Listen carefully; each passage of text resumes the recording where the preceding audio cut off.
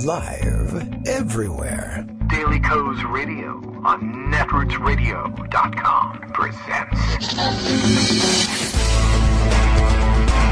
David Waldman. Kagro in the Morning Show.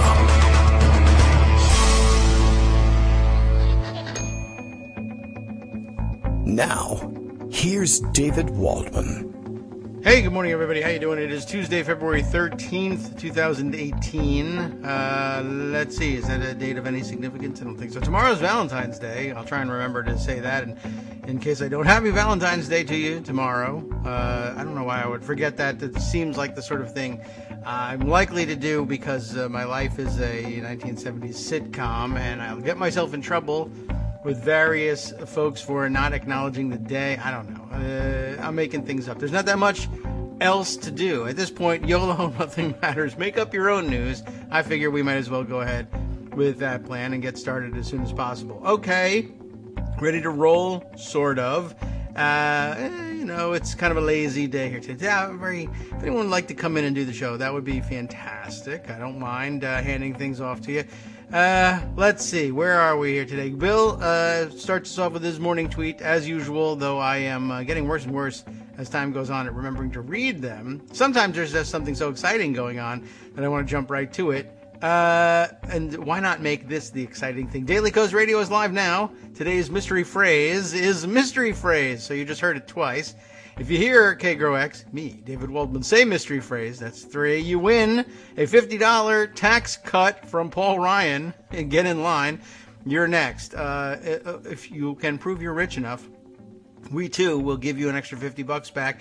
Lots happening on that front. It is, of course, let's see, the new Trump budget is out. And, I was about to remind you that every time the president puts out a budget, no matter who the president is, remember that the tradition is for everyone, including his allies in Congress, to announce that it is dead on arrival.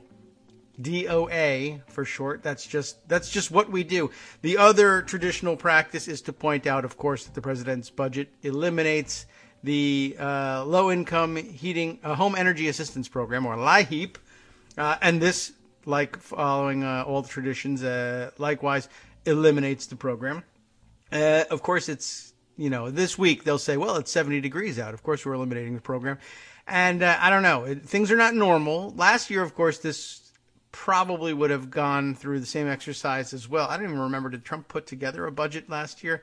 Not always the case in the first year of a presidency. Certainly not expected to be the case. I can't even remember what happened with Donald Trump, who is, of course, incompetent to all measures, all metrics of presidential performance.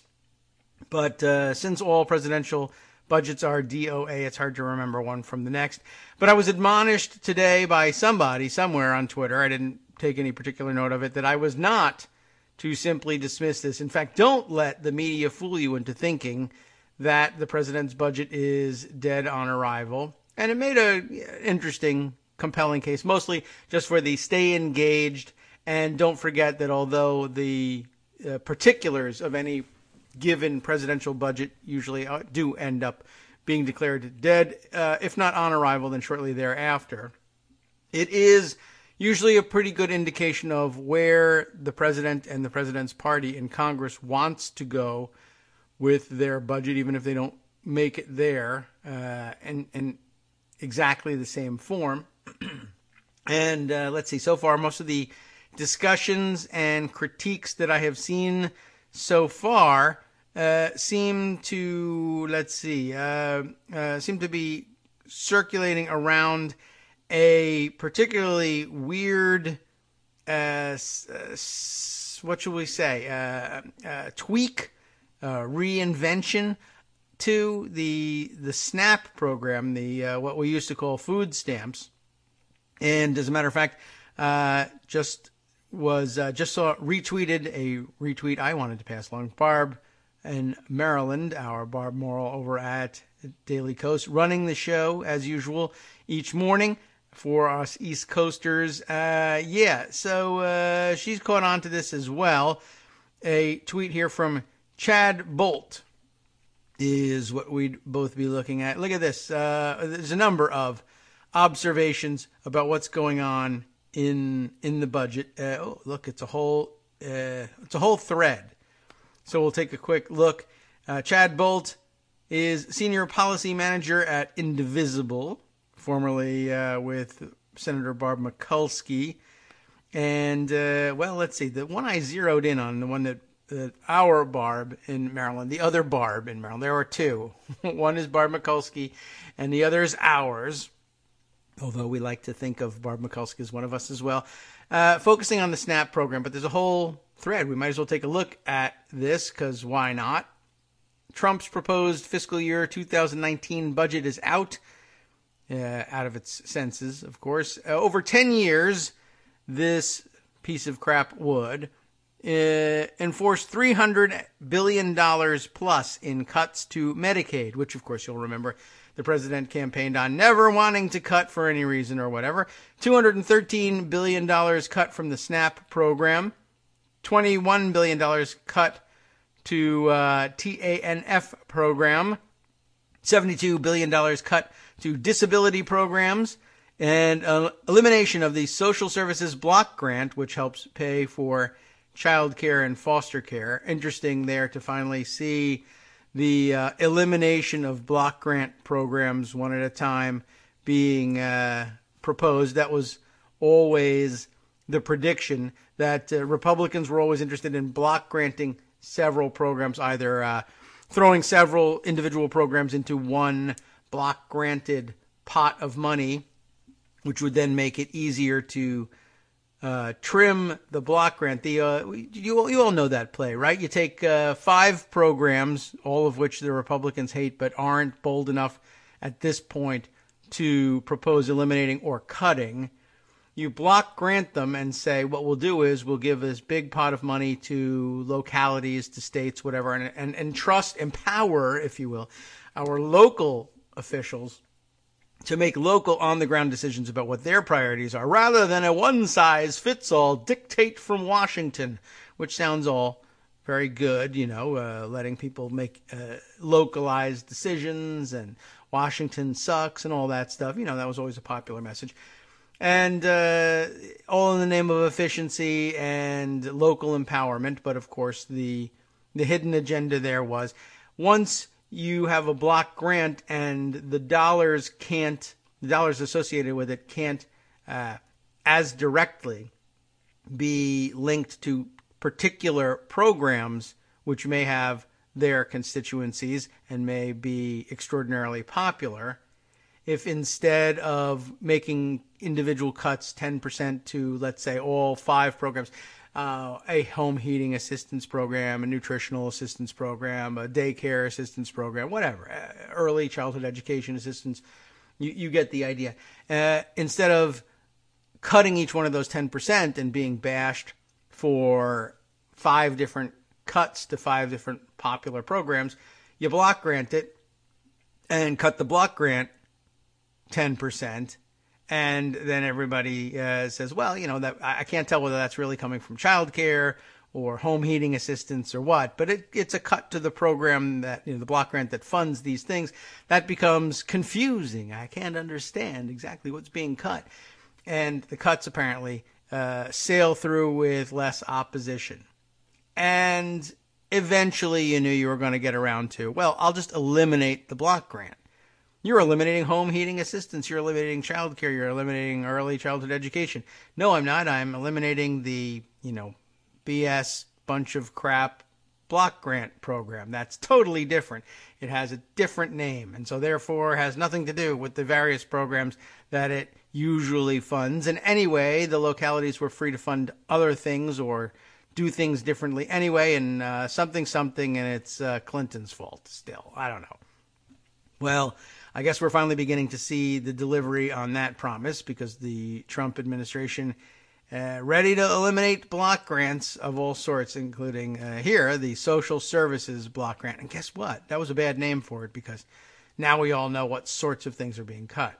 Anyway, Chad Bolt continues with his critique, saying, remember, the Trump budget proposal is just a proposal, but it's a clear statement of his priorities. See, I told you people were on to this. Making deep cuts to programs families rely on has been a priority since day one. The budget also assumes passage of, at least part of, Graham Cassidy, the Trump Care replacement proposal, the repeal and replace. We're finally going to get around to that? I don't think so. Anyway, don't give up. That's what he says. Not giving up is actually what he says. He's from Indivisible, so you know he's never going to say he's giving up.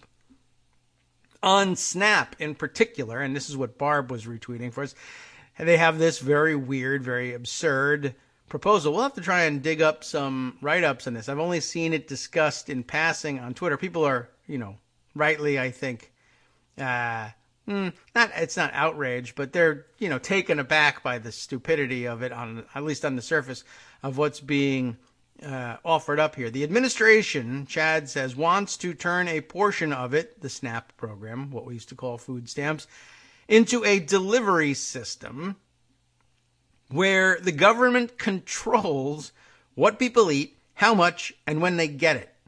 That sounds pretty small government. I like it.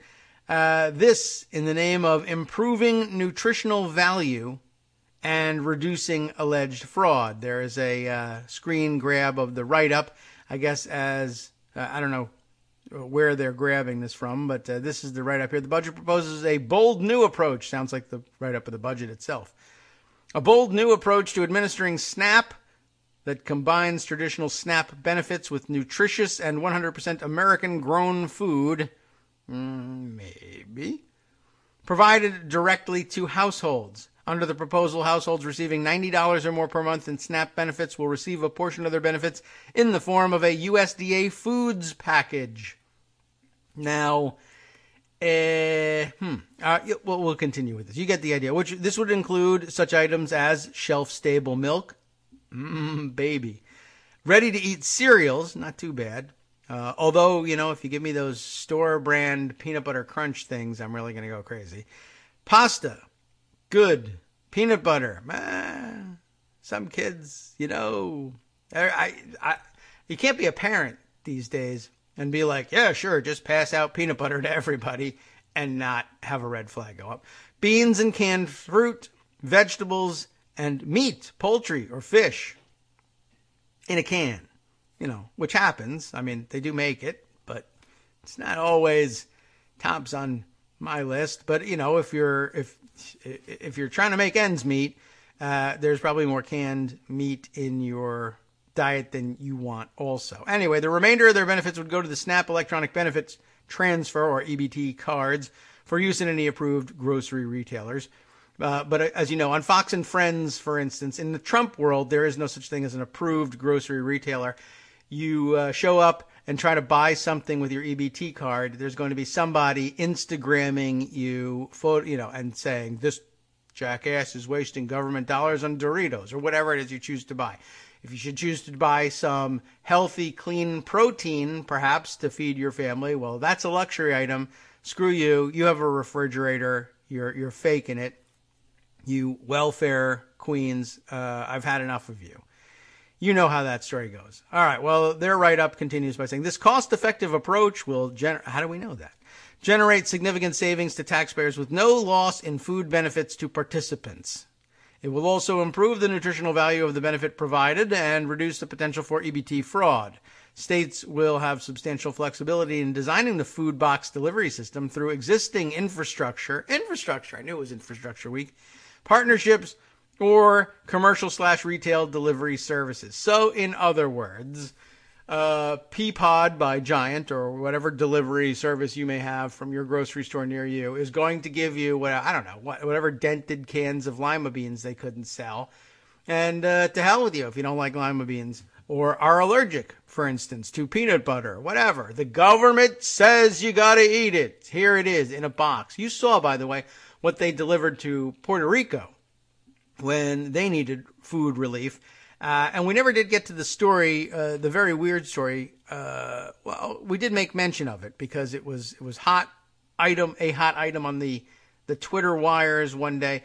The story of the very weird and very extravagantly priced, I thought, contract for a provider in the Atlanta area to, I think they were supposed to come up with something like, millions of meals for the folks in Puerto Rico who, are without power for like 14 years or whatever it's been. It's outrageous.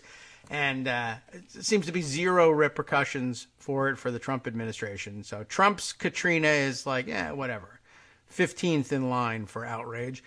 But they were supposed to provide all sorts of meals, and they ended up getting stopped short of the number they were supposed to deliver, but like way short. I think it was in the millions they were supposed to deliver. They ended up doing 50,000 or so. And it was such an atrocity that the government called it off. And it's a very weird situation. But, even in the early days, we saw that they were sending people like, a pack of peanuts and maybe some Hostess ding-dongs or whatever and a juice box and saying, here's your meal. And now, of course, they propose to do that for everybody all over the country because they did such a great job with it out in Puerto Rico. Anyway, Chad Bolt continues here. It bears repeating as we marvel at the cruelty of these proposed cuts that Republicans just voted to add $1.5 trillion to the deficit to give huge tax cuts to their wealthiest friends and corporations. The GOP tax scam bill has come due, and we know now, as we always did, who will pay. That's true. An excellent observation. Once again, though, I feel compelled to point out to you that it is $1.5 trillion net. There are $2.5 trillion of tax cuts going to friends and an extra $1 trillion of tax hikes coming in from enemies to make it $1.5 trillion net. Probably shouldn't lose sight of that. Now, Barb was explaining these wacky cuts this way. For those wondering what happened to the GOP's alleged hate of government overreach, everybody in America is going to get a box of food from the government. We'll tell you what's in it and when you'll get it and how much from Washington because something, local decisions, etc. Barb explains it this way. For those wondering what happened to the GOP's alleged hate of government overreach, think of low-income persons' pantries as a uterus, and things will make much more sense. I did also see Anna Marie Cox out there somewhere, LOLing, as she put it. I'll see if I can't find that tweet. We'll have to scroll back in her timeline to find it. But I guess the initial critiques that came in on this thing saying this is ridiculous. What do you mean? You're just going to send every poor family in America, you're going to make up a box? I mean, think about the infrastructure that's going to have to go into that. The delivery system of making sure everybody gets one of these boxes on time, every time. And it's got enough, you get the right box. I forgot, you said you have 3 people in your family. I sent you a box for 2. All these stupid things are going to happen. But I guess they were saying, hey, what's the problem with this? I mean, people love this stuff. It's like one of these, like that Blue Apron situation. Right, it is a situation. The Blue Apron Company, people order their food from it all the time. Very upscale. People love it, you see. And, I guess that'll produce your LOL for you there, your big guffaw. Because, of course, Blue Apron and programs like it, allegedly, I don't participate in any of them, but they advertise, it's upscale stuff. And you get fresh vegetables. And I don't know how they deal with meats or whatever. Maybe you're supposed to buy that locally. But these are like upscale-ish, not quite gourmet necessarily. Like real gourmets will be like, oh, it's horrible. Don't compare that to gourmet cooking. But, fancy-ass stuff, basically. So you make nice meals at home in case you either don't know how to cook or don't have time to cook or just like spending your money on crap, whatever. So the idea of getting fresh, I don't know, Swiss chard, kale. Kale is huge in these boxes. They just stuff kale in a box and call it Blue Apron. I don't know, upscale ingredients or whatever. But instead, you're going to get, store brand peas and carrots in a can. And I guess this is just a return to the whole government cheese program, which everybody loves. And Armando pointing out, very likely this is just another graft opportunity. And I think that's probably true. Some outside company is going to get the contract to pack these boxes. And so that's what we'll end up having is, I bought 500 million outdated snack pack size boxes of Honey Nut Cheerios on eBay or whatever, and we're just going to make that the thing. And the $16 per family that I get paid, I'll use 11 cents worth of ingredients and send it to people and just collect the big government benefit. I assume, that's probably not a bad call at all. Yeah, and as a matter of fact, Armando brings to mind the person who did get the $30 million contract to deliver meals in Puerto Rico and delivered like 5. I think they stopped her at about 50,000. I took a look, by the way, at that contractor. Very interesting situation.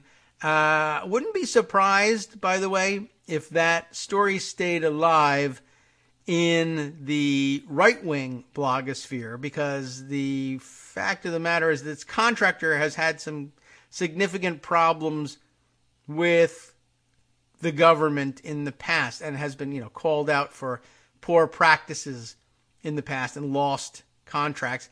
And it's just, as it turns out, it's one of these, it's a contractor who has gained access to the government procurement programs through one of the minority and women-owned businesses preferences out there, and sometimes administered by the Small Business Administration. And it's this very odd combination of businesses run by as it happens, a black woman who would therefore, I guess, qualify on 2 fronts for Small Business Administration assistance in getting into government contracting. It's a great idea, getting people into government contracting. It's also a place where you run into some very weird kinds of contractors. A woman who, from all indications, seems to be, a successful, ambitious, entrepreneurial type person. But I don't know. Red flags go up for me when I see that they're like, well, I am in both the business of providing meals for hurricane and disaster relief for FEMA, but I also have a fashion line and I'm a motivational speaker, and you get the idea, and things like that. And it always, to me, raises red flags. That's supposed to be an ambitious type of person. And it's no different from the president. He's like, I got a vodka, I got steaks, I own a winery, golf courses, beauty pageants, modeling agencies, condo towers, hotels, a little bit of everything. Whatever interests you. I mean, it's a weird entrepreneurial lifestyle thing people adopt. It's more common than I think we should have to admit. But, a lot of people who are into the entrepreneurial lifestyle, the way they do it is whatever interests me, whatever I like to do. Like fashion? Fine. I have a fashion line now. And then every time you go to the store and buy yourself a new wardrobe, you write it off as a business expense. So, I always credited Martha Stewart with this particular bit of genius. I think the person who perfected the lifestyle, and it really is a lifestyle. I like decorating stuff and cooking good stuff and all that, and I'm going to have a show. At least she had a show people enjoyed. People could really find out, how to do dumb stuff like, I don't know, decorate their home for Halloween by putting in 1,600, hours at labor decorating various kinds of almond cookies. And I don't know, people liked it. But every time, but for her shtick was, I like this house in Sag Harbor, so I'll buy it. And in 5 of my shows next season, we'll paint it and decorate it. And I'll write the whole thing off because it was for the show. I'm living in it, but it was for the show. It was a great idea. And now everybody's doing it. Yes, and of course, Armando reminded me, people of color can be corrupt too. Sure, in about the same proportion, I would guess, as colorless folk. I don't know what to call. Wherever you want to point the finger, you'll find corruption everywhere. And it's just it seems like a very particular. I guess it's a stereotypical sort of corruption. It turns up everywhere. And in weird places and in weird combinations. So I guess we can't be surprised that a person of one color is quite corrupt. And so there's another person with a totally different color, also corrupt. Not terribly surprising, but I should find that woman's website again and share it with you. You'll get some sense of what I'm talking about. I don't know if it'll make as much sense to you if you haven't seen that type of operation before, but they exist all over the place. If you look for long enough or listen to the show for long enough, you will eventually find another one, and then a bell will ring for you, and all of this will have made sense. Good. 27 minutes into the show, we finally have made some sense of the world for you. But let's see. Oh, yes. Armando, by the way, deserves our thanks, or perhaps some of you shaking your fist at Armando for guilting you into this. But big day in email yesterday and today, notification-wise, from Patreon. Lots of people saying, you know what, I think Armando makes a good point. I should chip in and make sure that this ridiculous program that'll talk to me about SNAP benefits and canned food and weird entrepreneurial contractors for 20 minutes, seriously, ought to be supported. And so, it was a good half dozen people who joined in, or in some cases, thank you very much. We didn't really want to pressure you who are already donating, but a few of you that decided to up your donation. That's very nice, very generous for you.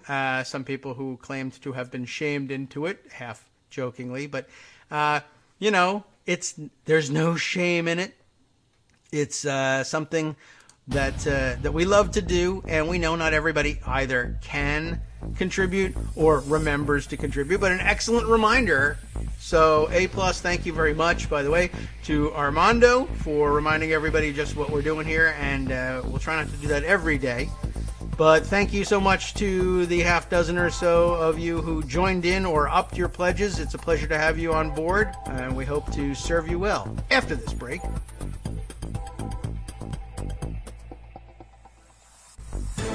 Hi, it's me, David Waldman, your host for Kagro in the Morning, interrupting this little break to say thanks so much to all of you who are contributing supporters of Kagro in the Morning. Thousands of you are downloading the show each day, but fewer than 1 in 25 regular listeners are donating to help keep us on the air. For the money you'd spend on a single 3-minute iTunes song, we bring you 2 hours of great news and entertainment every day, 5 days a week. Patreon.com, Patreon.com makes it easy. You can find us there by searching KagroX or David Waldman or Kagro in the Morning or even Daily Coast Radio in their search box, and you'll be right where you need to be to make easy, recurring monthly contributions to support our show. Once again, thanks so much for your support.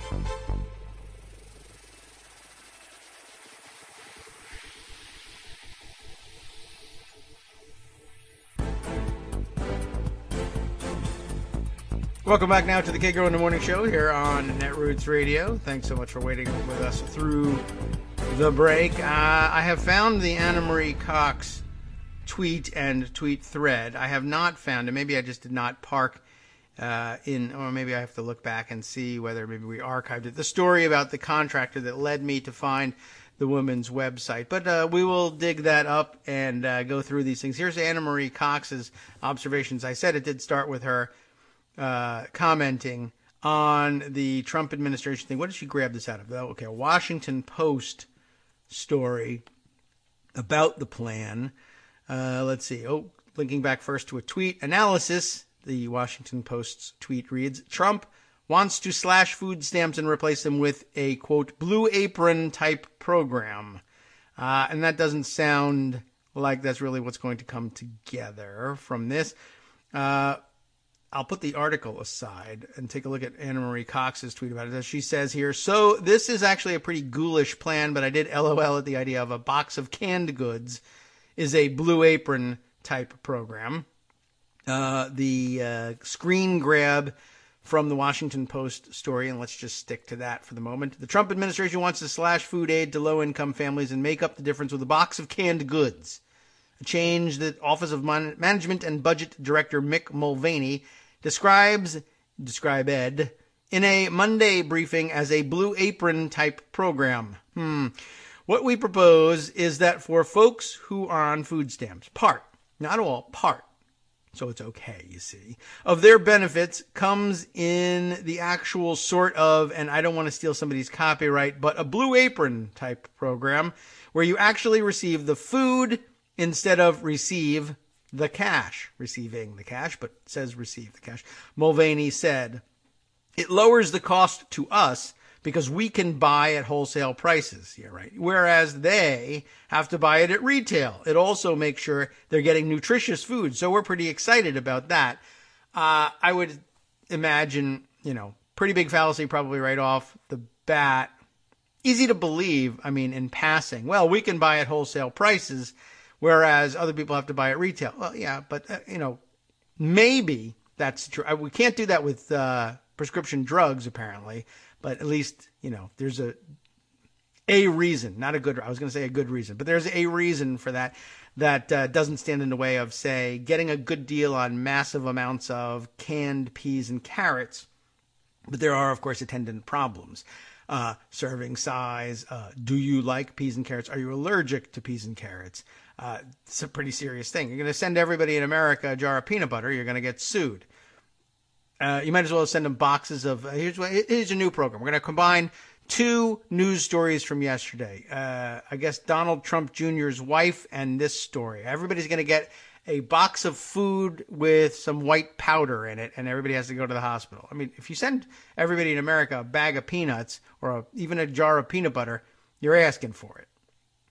Anyway, I guess everybody's just assuming, well, we can do it wholesale. We can buy 10 million cans of peas much cheaper than you can buy them at retail. But one, I'm not certain that that's the case. Two, this is probably a as Armando pointed out, and as Anna Marie Cox also points out, I think later in her tweet storm, this is more likely an opportunity for graft than anything else. And I don't know that they're going to be that much cheaper. But, what exactly is the savings here? On the one hand, you say, well, sure, buying wholesale is cheaper than having 10 million people buy individually retail. But I guess the other question is, are there other costs attendant, do you think, in sending 10 million boxes, physical boxes full of food that you pack and getting them to the right place and delivering them on time, reliably, in the proper portions, et cetera, et cetera? Yeah, I think so. I think maybe the wholesale pricing arrangement, which you're imagining right now, I don't think it will be terribly difficult to actually arrange to do, but someone's going to have to do it. You got to pay that person. People are going to have to, pick up those cans and bring them from warehouses, let's say, to places where they'll pack them in boxes. Going to have to probably build those warehouses. I don't know. Where do you put 10 million cans of peas? The private pea companies, and this is, by the way, we should tape all of this so that we have a pea tape at the end. The private pea packing companies just lease portions of their packing plants and warehouses to the government. There are ways to make it work, but I would think that they would initially eat up all the savings of buying canned peas wholesale. And maybe the guy at the head of the Office of Management and Budget should be able to foresee that, but he's Mick Mulvaney, Dotard Jr., is not going to be able to see this coming down the pike, I guess. I don't really know why he can't figure it out. Well, yes, I do. Greg tells us his paycheck depends on not figuring it out. Anna Marie continues here, by the way, and says another good point. Also, in what universe is putting money on a charge card, which is the way SNAP works now, the EBT cards, less cheap or efficient than delivering a box of canned goods to 10 million, but 10 million people who, not all of whom, by the way, and there's some significant portion of whom do not have a deliverable home address or one that's reliable, and it's going to change very frequently, and you're going to have a gigantic mess on your hands. And pretty soon, then they'll, of course, start demanding things like, well, in order to claim your box O food, you got to have the same ID that we demand that you have in order to be able to vote, and you don't have that, so you starve to death and can't vote, and then that's the end of that. Anna Marie continues. There's more. I am reminded, too, she's on quite a riff here, and it's worth noting. I'm reminded, too, of the conservative proposal I once heard that people use Uber instead of ambulances. Phew. Next, replace Social Security with something like Tinder, like PBS. Here's some YouTube. Bitcoin health savings accounts. It gets better and better as she gets more and more imaginative. Well, we already blackwatered the armed forces, so I don't see why we couldn't try this to Uber instead of ambulances. There you go. That'll work great. Anyway, yes, and lots of other worthy comments to Anna Marie Cox in the response threads. I recommend it highly to everyone, and she does go on at some length about these things. So let's see. Where else can we turn for the morning's news? I got some other ideas. Let's see. There's like 5 different directions that we ought to go, plus another 2 to 3 directions that we really should go. I have this idea. As a matter of fact, why don't I organize my thoughts by turning the program briefly over to a friend of the show and friend of podcasting in general, friend of the Netroots and Daily Coast communities in general, Rachel from Irreverent Testimony. You will recall that Rachel works among, actually, there's a sort of a rotating partner group, it seems, with Travis Rosen, who very frequently is also contributing to this. I'm rushing things here. She has a Colorado minute for us, and I always like updates from the field. Rachel just wants to borrow a couple minutes of your time to update you on the weirdness that's going on there. That'll give us a chance to find some other weirdness to share with you and make a unified theme of today's show. Rachel? Hello, this is Rachel from Irreverent Testimony. I'm here to talk to you about something that's happening in Colorado, but also nationwide. For those of you that have been following the gay cake debacle that has gone up to the Supreme Court, this has to do with what I'm about to talk about. So if you haven't been following it, a homophobic baker who lives down the street from me decided not to bake a cake for a gay couple. They sued him, and it went all the way to the Supreme Court in December, and they heard arguments. We should hear their decision in the spring. His argument is about religious freedom. He's a Christian, and he argues that he shouldn't be forced to bake a cake for gay people, and their argument is, of course, he's a public accommodation, and that violates the Civil Rights Act. How this relates to Colorado is that we have the Civil Rights Commission in Colorado, and it's involved in this because this is who they went through, the gay couple, in order to sue Master Peak Cake Shop, and Jack Phillips is the guy, the homophobe there. The Joint Budget Committee, which is a group of, a bipartisan group of state representatives and senators who have oversight over the budget, obviously, voted along partisan lines to defund the Civil Rights Commission in Colorado. Because they were deadlocked, half Republican, half Democrat, and they voted strictly along party lines, it is no longer funded, which is obviously an abomination for our state. It is a Republican attempt to defund a Civil Rights Commission to allow homophobes, which is not something that our state is unfamiliar with. But we are keeping a close eye on it. The governor of Colorado, John Hickenlooper, spoke out against it, as did the Speaker of the House, Crisanta Duran. The Colorado Civil Rights Commission is under the Department of Regulatory Affairs, which is DORA, as we call it here in Colorado. That's only important because the former head of the Department of Regulatory Affairs was a guy named Joe Neguse. Joe Neguse is currently running for Congress, for federal Congress, in the 2nd Congressional District. As a Democrat, he'd be the first African-American congressional candidate or congressperson ever to come out of Colorado. He's amazing. He's the child of African immigrants. And as the former head of DORA had to say the following, quote, "The JBC decision is politics at its worst. Instead of protecting the civil rights of all Coloradans, several legislators voted to prioritize grandstanding and political gamesmanship. He called on Republicans on the JBC to, quote, do their job, fund the commission and division, and stop playing political games. The ACLU has spoken out about it, so it's not dead yet. There will be a Sunset review of its authority in the Colorado House during this session, so we're going to keep an eye on it. Well, thanks a lot. Back to you, Kagro. Thanks. Okay, and I didn't detect that last bit coming up there. Didn't mean to speak over you, but thank you for updating us on it. I like the shorthand of the gay cake debacle, and interesting too, right? The homophobic baker who lives down the street from me. It has to happen in somebody's neighborhood somewhere, and yeah, I don't think I actually knew precisely where all of this grew out of. I knew it was a a gay cake debacle.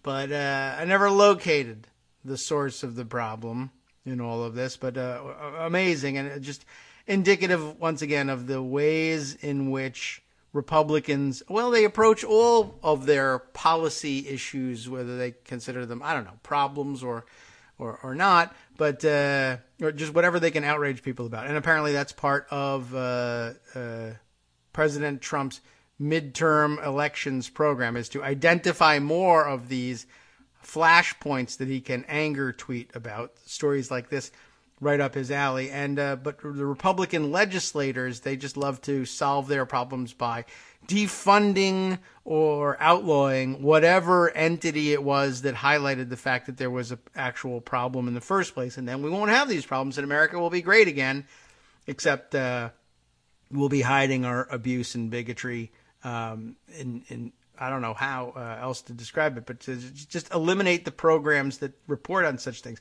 You want to eliminate crime in this country? Eliminate the divisions of the Justice Department that report on whether or not we're having more or less crime in this country. Stop reporting crimes. In fact, police, stop listening, and that'll take care of things. We'll get things squared away with, manipulating the rules. Power the gavel, as we're frequently reminded on the show.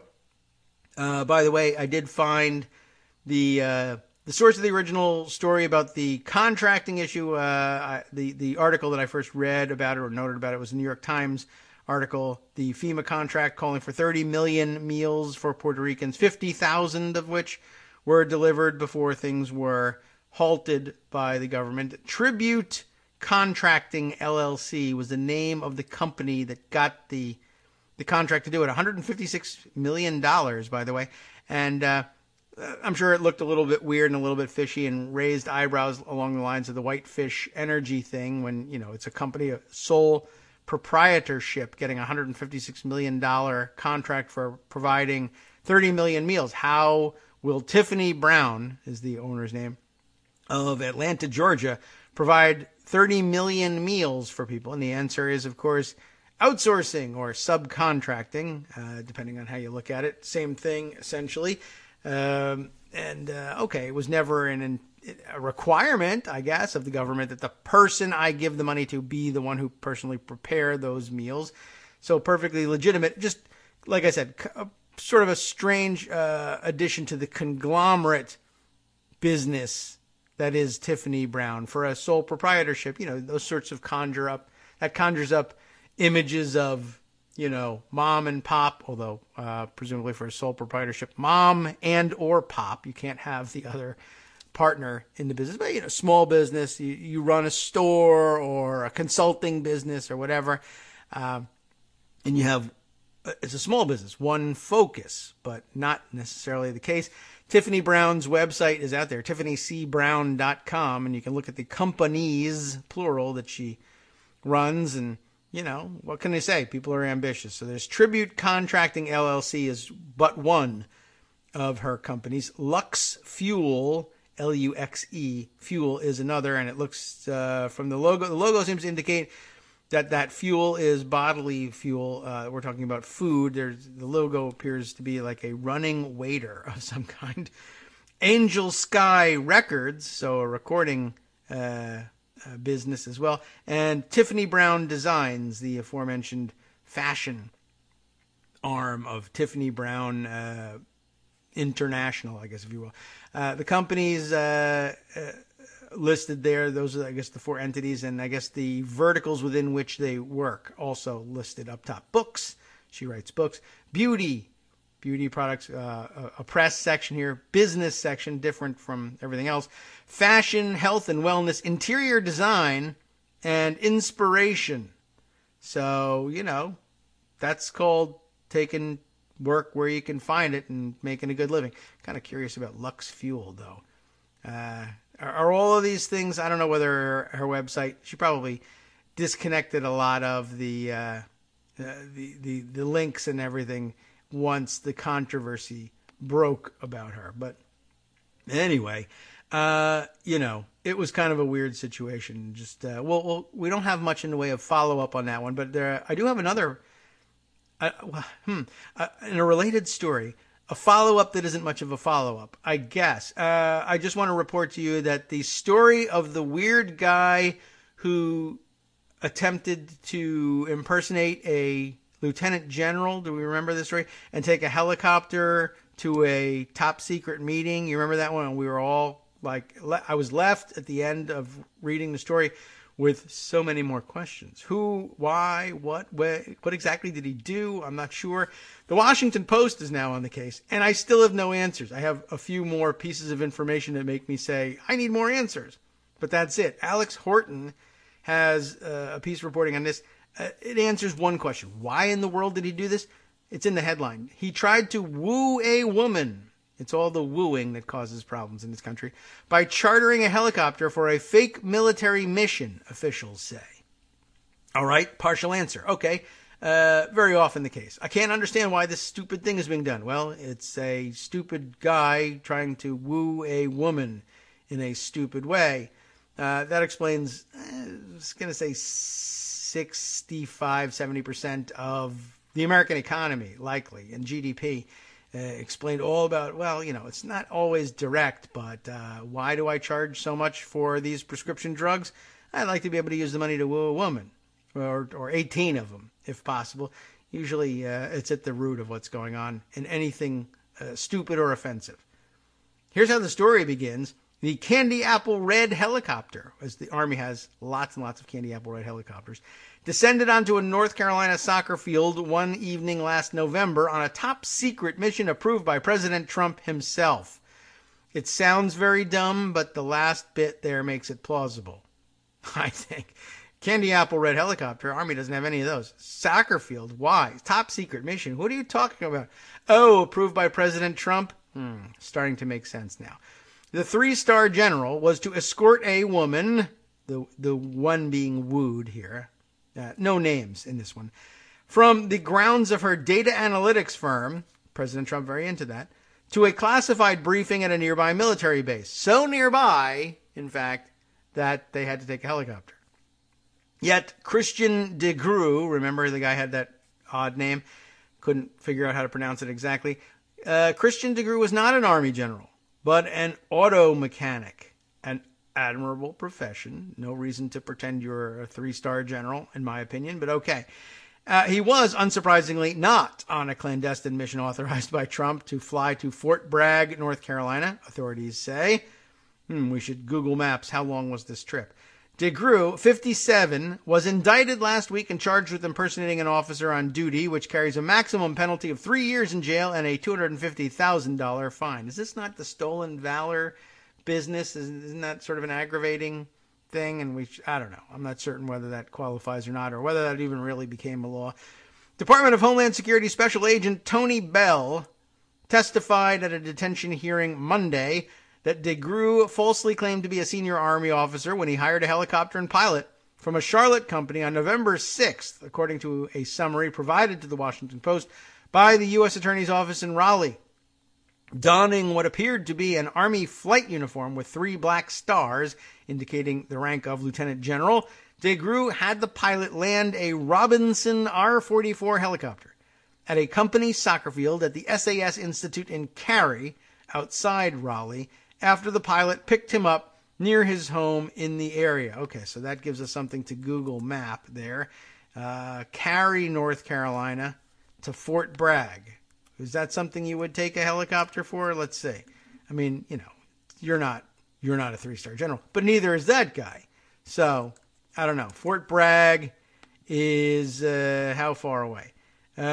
70 miles approximately by road, and as the crow flies, presumably somewhat less. Oh, let's see. If we take a slower but more direct route, it still ends up being about 70 miles. How does that happen? Okay. Oh, I see. Well, at any rate, there you have it. So that's perhaps worth a helicopter ride. Okay, the guy's not totally crazy, and that's important. Okay, so where did we leave off with this story? Is there really anything else worth knowing about this? He's not a general.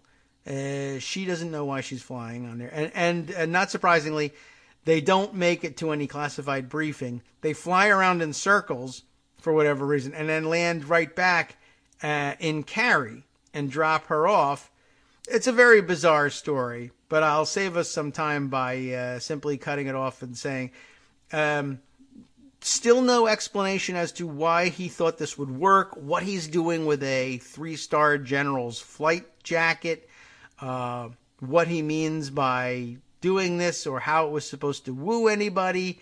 But that's what ends up happening. They just, they fly around in circles and nothing happens. And he spends about $1,500 doing it. I'd love to find out more about it, but I think there's probably stuff that the rest of our investigative reporter teams ought to be spending their time on rather than the story. I just thought it was weird. And if you were just reading the story, if you missed the show a couple of weeks ago and you were just reading the story in the Washington Post, I wanted you to know that we had the weird, inexplicable helicopter wooing story early on. Let's see. Oh, okay. Armando piping up with some breaking news in which he can join us and discuss. And sure, why don't we do that perhaps if you like after the top of the hour break. Julian Assange motion to vacate arrest warrant has been denied. That is worth checking in on. And I have at least one other topic of in the legal vertical that we can discuss. As a matter of fact, maybe I can spend some of that time discussing it now, and then when you join us, you might perhaps want to comment on it. A very helpful explainer, in fact, a law-splainer, from Ken White, who apparently is the real name of the person tweeting to us via our favorite newswire, Twitter, as Pope Hat. Perhaps you've run into Pope Hat. And taking on the subject, very important, I think, in the context of the Mueller investigation, of the fruit of the poisonous tree concept. We have discussed it a little bit here on the show. Armando and I have. This also a very personably, I think, presented explanation of it. This is one of those things that if you find yourself willingly or otherwise involved in a conversation about the propriety of the Mueller investigation and the various warrants for instance, Carter Page and the surveillance warrants, and the claim on the right, most frequently, being that if there was some sort of institutional bias against anybody, whether it's Carter Page, Donald Trump, or right-wingers in general, over at the FBI, and they get, they improperly seek and win a surveillance warrant, then all other evidence that comes from the warrant needs to be excluded or is somehow discredited, blah, blah, blah, something, fruit of the poisonous tree, and unless you are versed in the concept, you end up either slinking away from or throwing your hands up and walking away from the conversation because this person is using jargon on me. That must mean they're legally trained. I am not, and I don't know what to do with this person. And it's otherwise unproductive. But just like having other arguments which are similar in their resort to jargon and to using it incorrectly and hoping that you'll throw up your hands and go away, it's very much like when people say, well, you're violating my First Amendment right to yell at you or something like that. Or Whatever happened to the First Amendment in this country? They're banning Nazis from Twitter. And you are occasionally reminded, oh, First Amendment, as all amendments really, basically applicable to government action, government actors, not private and individual action. Similar situation here about the fruit of the poisonous tree concept. And I'll read through this, and then we'll head into our break, and then perhaps Armando will join us, and we'll comment on the other news of the day. This is it. So it takes place, it's written up as a conversation, a dialogue between legal eagle and regular person. I have a question, says regular person. I deserve this, says lawyer. Don't be sour. The question is agricultural. Of course it is. It's about fruits and trees and some kind of poison or something. Where did you pick that up? Well, Twitter and Reddit, mostly. People are saying that Special Counsel Robert Mueller's investigation is going to be derailed and everyone's case is going to get thrown out because it's all fruit of the poisonous tree. Yes, he replies. That does sound like something that people on Twitter and Reddit would say. So you're saying fruit of the poisonous tree isn't a thing? Well, it is a thing, but it's not anything like the thing being imagined here. We'll just skip down just a little bit to get to the meat of it. Why not? If Mueller's team made mistakes or committed misconduct, couldn't that taint the entire investigation?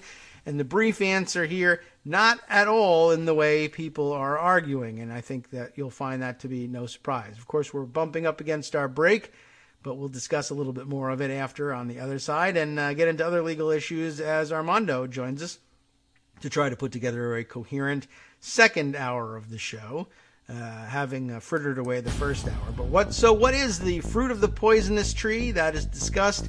The specifics of it, the real doctrine, how far it extends, and how and why people on the right have tried to warp it into something all-encompassing and use it to undermine, discredit, or throw out the entire Mueller investigation. Guess what? You'll be unsurprised to learn it doesn't really work that way. More after this. Welcome back to the Kagro in the Morning Show here on Netroots Radio. Armando is queued up and ready to go here, and we'll get to the Julian Assange, the latest Julian Assange legal entanglements in just a second. So I wanted to continue with and wrap up this, I thought, very nice and I think pretty clear explainer of the fruit of the poisonous tree doctrine so that you don't get yourself, I don't know, gaslighted, let's say, online by somebody who appears to have gone to Hollywood upstairs legal school, law school, or whatever on Twitter. When we left off, we were just getting to the good part.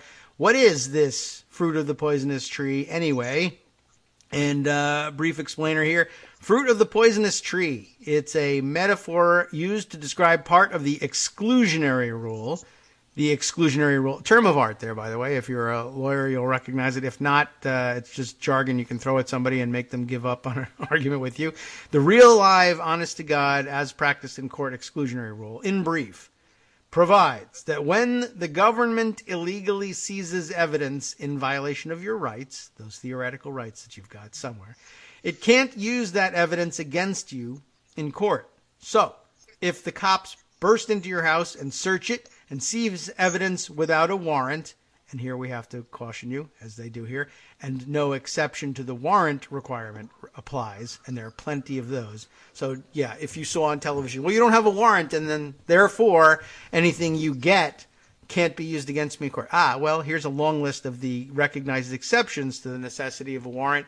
This is the nuanced thing that they spend the 3 years in law school on. That's why you have to go. You can't just watch, Cagney and Lacey and get it. Oh, my God. I need a more up-to-date crime drama.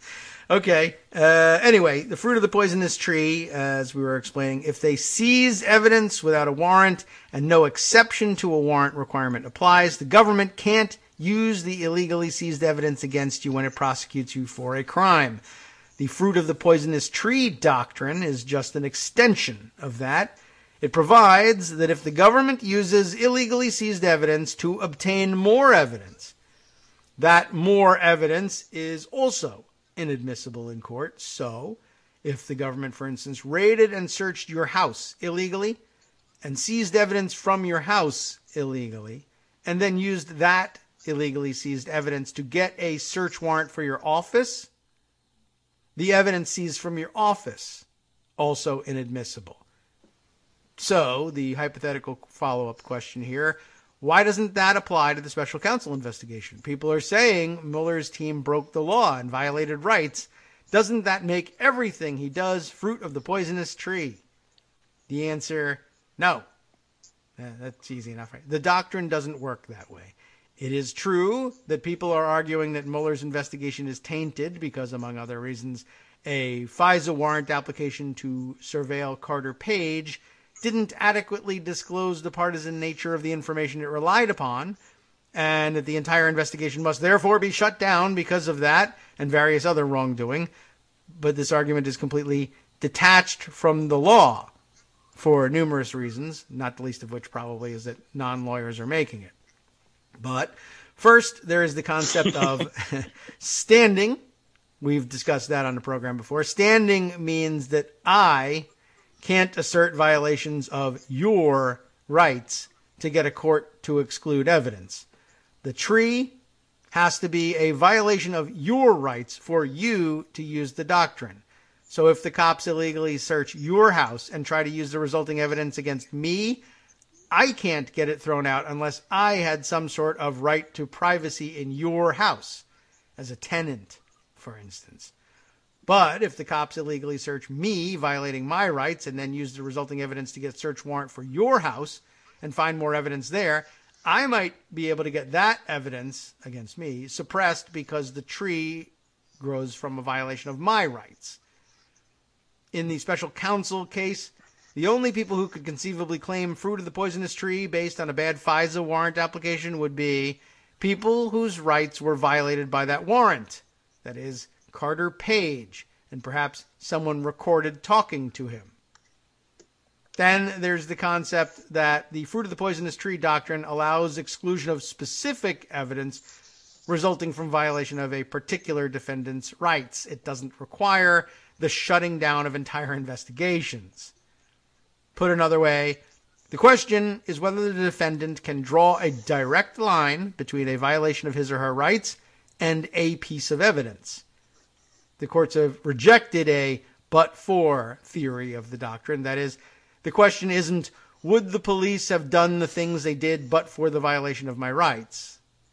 The question, or the court rather, has never held, and here the Supreme Court, has never held that evidence is fruit of the poisonous tree simply because it would not have come to light but for the illegal actions of the police.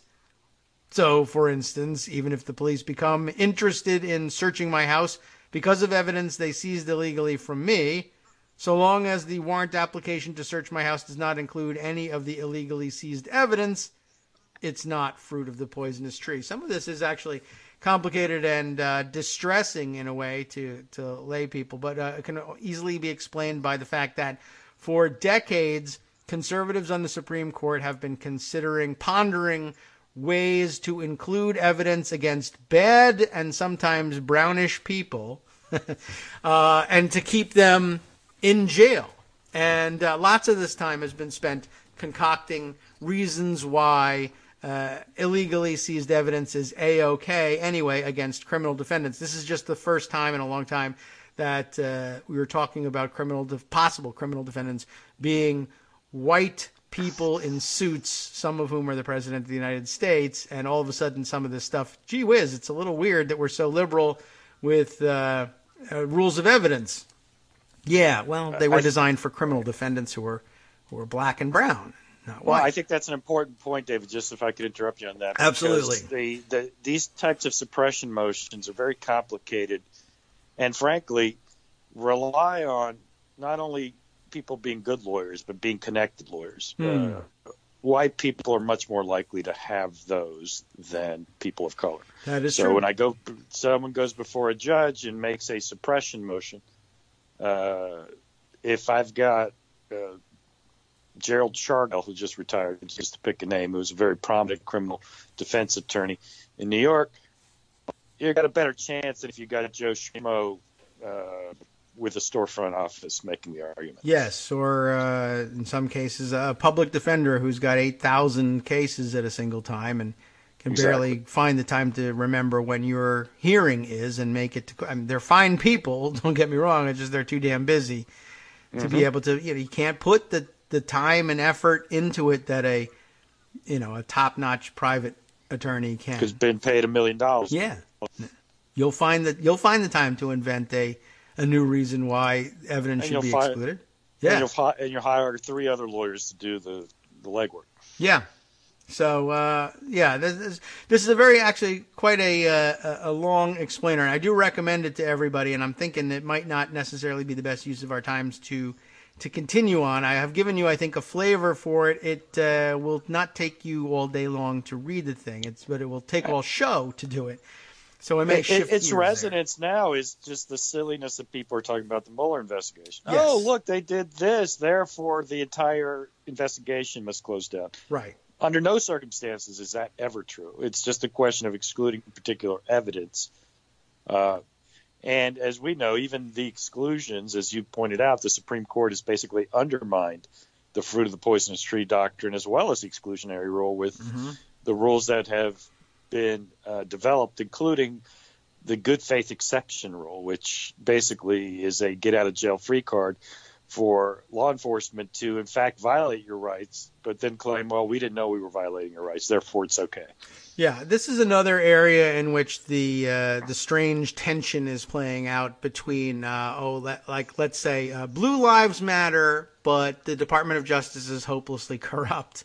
In other words, they're now caught, and all the cheerleading that they've been doing for law enforcement all along now is out the window. And so far they haven't been able to reconcile that, except, I don't know, I guess if you just say stuff and then everybody goes and drinks a lot of beer and watches the Super Bowl, then it makes a certain amount of sense. This will give you all of the, not only just the nuance of it, but all the nitty gritty detail that, well, actually, if you just learn, study what's in this particular explainer and nothing else, you'll be honestly, I don't know if I want to recommend it to people, but you'll be able to gaslight other people out of the conversation just as well. That's true too. You might as well learn that too, because when somebody comes at you with fruit of the poisonous tree, well, interesting. Are you an attorney? No, but I mean, I've made a study of. Well, you will now have made a study of it too, and you'll be able to say. I know the phrase. I've heard it before. Yeah, right. Well, others, just say. An analogous story is. Mm. Oh, I don't hear you. What's the analogous story? Am I on hold now? Someone's calling you with an analogous story. There you are. Okay. No, that was me. No, I'm sorry. It was I shut up there for a second. But analogous story is one you tweeted about the guy who got shot at was it a Walmart? Oh, I don't know. People are always getting shot at Walmarts. In Kansas City or near Kansas City. Yeah, and he was a good guy with a gun. Oh, yes. I don't know that it was a Walmart, but no, it wasn't. It was a Dollar General. Very upset. How could you have shot the good guy with the gun? Yeah. He didn't match the description. He wasn't black, basically. Right. And all of a sudden they realized, my God, maybe cops shouldn't shoot so fast. Yeah, it was really interesting. People coming to the realization that the guy wasn't white or wasn't black, and he, by the way, he did all the right things. I mean, it's an interesting story for a number of reasons. The gun fail aspect of it, like that guy shouldn't have got shot, or more to the point, the myth fails. Good guy with gun shows up and solves everything. Or a lot of people have expressed that worry. If good guys with guns are roaming the streets and are constantly pulling those weapons in order to right wrongs and fight for truth, justice, and the American way, when the cops show up, and Blue Lives Matter but are hopelessly corrupt, et cetera, I don't know which side we're supposed to take in this one, and they see a guy just got called to a robbery, an armed robbery, and I have showed up at the Dollar General, and here is a guy with a gun. That must be the robber. And gun people say, oh, no, that won't happen because certain reasons. And usually the reasons given is, well, when the police arrive, the responsible gun owner knows to then you put your weapon down on the ground, raise your hands, and surrender to the police. And it gets shot. Yeah, and everything will get sorted out. And, well, this guy must not have done that. No, he did it. He did the whole thing. He heard the sirens. When the sirens, they had, by this point, disarmed the robber and the threat was gone. So when the sirens are approaching, he gets himself ready. Gun on the ground, hands in the air. Police arrive. hands in the air, the whole bit. I'm the guy. I'm an armed good guy responding to the robber. We've taken care of the problem. Blam! They shot him, and they shot him in the hip. So, by the way, good training, everybody. Yeah, at least no lethal shot. Thank you. And thank God. I feel bad for the guy, but the good guy with a gun theory is ridiculous. It's always been ridiculous, and forget about it. It just doesn't work. I mean, but here we are. Yes. Well, okay. That was At any rate, far field. Go ahead. Oh no, I was just going to say, yeah, we like to follow the tangents on the show. Yeah, I like that. Think that's the straight line through all these stories. It's white versus black. People think I'm over deterministic on the arguments about race, but I don't think I am. I think these are two prime examples of how race drives where people are. Is the guy who got shot white? Well, then the cops were bad. If the guy who's being investigated is related to Trump and white people, then it's a bad thing the law enforcement is doing. So and listen, these deterministic things apply everywhere, and you'll see. I think even now, right wingers will be upset about the story that I was going to talk about, which is the denial of Julian Assange's motion to vacate his arrest warrant. Now, I think it's important to understand the genesis of the Assange story. Of course, the United States was upset with him because of Chelsea Manning and the publication of all that material. Yes, when Republicans also hated Julian Assange. Sean Hannity said he should have been executed, as you may recall. Now he thinks Assange is a hero. That seems and of course, odd. Of course, it's not odd in the least, because now Assange is basically with Trump and Russia. Yeah. But I don't think that's the way we should look at it either. Now that he's, if we thought that his publication of the Chelsea Manning leaks were appropriate, we shouldn't now all of a sudden say, well, he has no right. So let's look at the case. Why Assange was under an EU arrest warrant for charges of rape in Sweden. The argument for that rape was that he lied about using protection, etc. Right. And all these things. Is this why Julian Assange is so pro-Brexit? I'm just curious. I mean, he's holed up in London. Does he get out? Where he is. He's pro chaos at this point. It's hard to figure out what he's really about. He doesn't seem. He's actually very Trump-like. He's all about Julian Assange. Yeah. But anyway, earlier this year, his arrest warrant from Sweden was dropped because the futility. There's nothing more they can do. He's been holed up. Remember, he went into the Ecuadorian embassy some years ago, and never came out because he was afraid the Brits were going to execute an extradition request. After the Swedes dropped the extradition request, he put in a motion to vacate in the arrest warrant. But the problem was his arrest warrant in England wasn't about the Swedish extradition at the time, at that point, because he had gone to court on it and asked for various types of relief, was denied it, and upon it being denied, he posted bail, so that's why he wasn't in jail in England at the time. He jumped bail essentially and went to the Ecuadorian embassy and asked for political asylum, and the Ecuadorians granted it, and he's been living in the Ecuadorian embassy for these many years.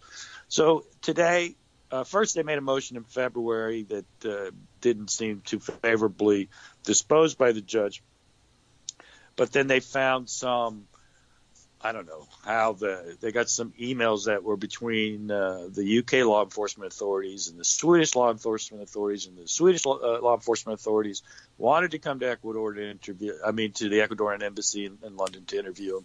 And the UK law enforcement authorities suggested they shouldn't do that. Why, I don't know. Maybe they were wrong to do that. Maybe there was a lot of things going on. Whatever that was about.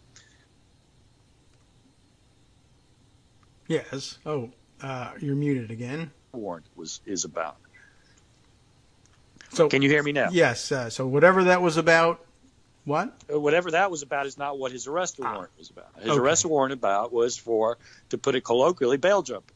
Oh. Okay. If you jump bail in the United States, even if the underlying crime is dismissed, you're still, charged with jumping bail. That has a parallel. That's a crime. Too. That's a crime too. To be clear, so that's the arguments were. Well, look, and then they made a lot of sort of equitable arguments that there's been, the interest of justice, proportionate justice. He's been illegally detained, as some UN commission said in this embassy. By who? The Ecuadorians? It's always the problem with this theory. Assange could walk out of his detention anytime. Of course, he's going to walk into a different detention, which is for bail jumping. But he says the real threat to him is that he would be extradited to the United States, which is possible, even though he's kissed up to Trump for years now. It's not at all clear that Trump would intervene on his behalf. And again, I'm not sure what crime he would have committed in the United States. Anyway, Manning is the one who leaked the documents. I don't know what that prosecution would look like if someone decided to try to do it. But from the UK perspective, they want to arrest him and charge him with violating the terms of his bail, which I think pretty much did. I mean, there's not much. He says it was justified because they were going to take him. Well, okay, that whether that's true or not, I'm not sure. As a legal matter, you can argue morally, but as a legal matter, can you still hear me? Yeah. Okay. As a legal matter, I'm not sure that's much of a defense. I don't think so. Unless you apply for political asylum in England, I suppose, or the United Kingdom, to say, give me asylum and don't extradite me, and maybe they agree. Almost certainly not. So the reality is, his problem is he was in London when he did all these things, and I think he admittedly broke United Kingdom law, and they're saying that for equitable reasons, let's ignore that violation and vacate that arrest warrant. The judge today, and I tweeted at you, I Skype messaged you the findings, and talks about the different arguments he makes, and she rejects them all. In particular, the idea that he's being detained. He's not being detained; he's hiding. Maybe justifiably, but the reality is he's hiding. And I actually think Assange made a mistake by going this whole illegal detention nonsense, because it made his arguments, in my view, not serious. He knows he wasn't illegally detained. He voluntarily went into the Ecuadorian embassy. He's staying there and asked for political asylum and was granted it. He is a political asylee under Ecuadorian law, and they granted him citizenship. They asked the English or the UK. I'm sorry to give short shrift to the other parts of the United Kingdom, but the British aren't detaining him. They just. Now I can't hear you again. The sovereignty of the Ecuadorian embassy. Yes, they're respecting the sovereignty of the Ecuadorian embassy. So the argument just didn't hold water as a legal matter. You can make a moral case that he should be granted asylum, or they should do this, or they should do that, but just as a pure legal matter, there's no argument here. He jumped bail, and whatever happens there, I think the charge itself only carries maybe a 30 to 60 day sentence. It's not anything major. And he's been in there for again, I know years. only sounds bad. I mean, no one wants to go to jail. I get that, but I'm just saying he's detained himself for so many years, when if he had just walked out, particularly after the extradition request had been dropped under British law, he'd have, I think 30, 60 days to serve. Maybe they even give him time served. I don't know. I mean, but he has to go to court to ask for those things. Right. Okay.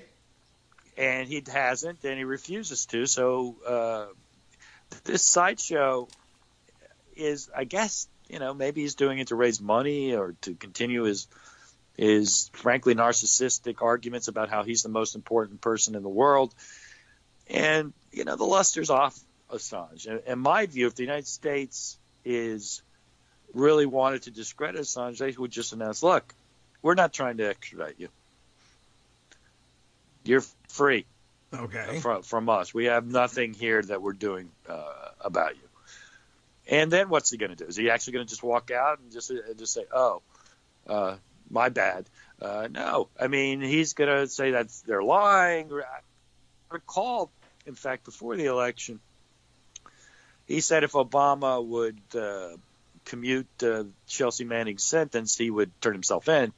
And, of course, Obama did commute Chelsea Manning's sentence, and Assange didn't turn himself in.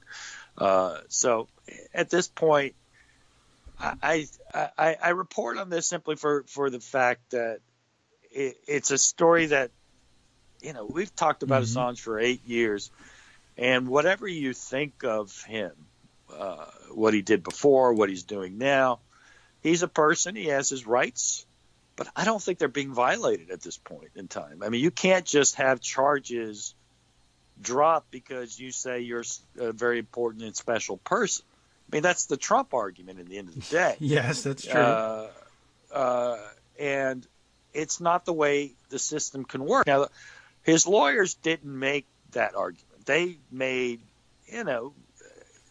not frivolous arguments. They were weak arguments, but they were colorable within the scope of what you can argue in a court of law. The reality is they even downplayed the whole UN found he's being illegally detained argument. That was just, obviously added at the insistence of Assange himself, it seems to me. They know that doesn't really mean anything in terms of the law.